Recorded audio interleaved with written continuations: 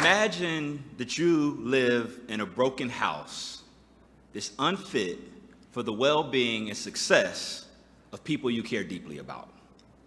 You live there, so you know there's a problem, and so does the county inspector. They come and they say, you have to fix these poor conditions. You have 30 days. So you look around for tools and resources to fix the problems to realize that you only have a hammer and a saw. Many organizations today are like those broken houses. Schools are filled with Black and brown children who are not being served well. Educators and leaders know the problems. They espouse a commitment to racial equity, yet year after year fail to actualize their commitments.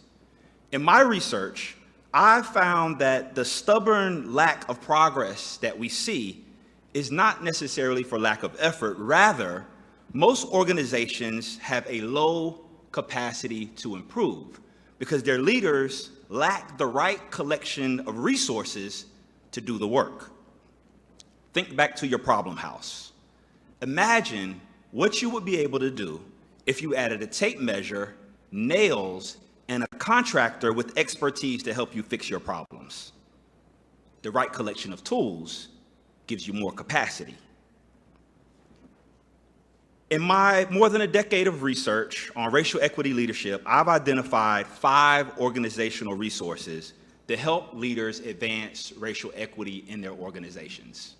They're here on the screen and include Black and brown people's influential presence, white people's curated white racial discomfort, a courageously confrontational culture, an awareness of racial emotions and beliefs, and race-conscious leadership.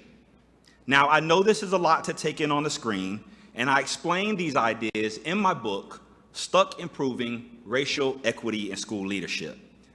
For now, what I want you to know is that just like when a person has the right tools and the right person with the right expertise to help them fix their problems, the leaders who employ the 5 resources I've identified set their organizations up for powerful results and sustained success. And since schools can't or shouldn't tackle racism alone, I used a recent Chancellor's Award for Creativity to create visualizations like the one you see on the screen and like this card deck that are helping leaders advance racial equity in all kinds of organizations. Colleagues, my research priority is simple: to ensure that Black and brown people thrive in their learning spaces or whatever organizations they find themselves in.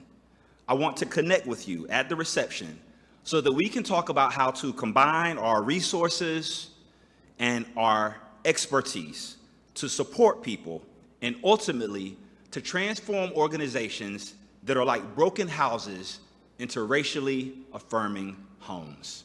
Thank you.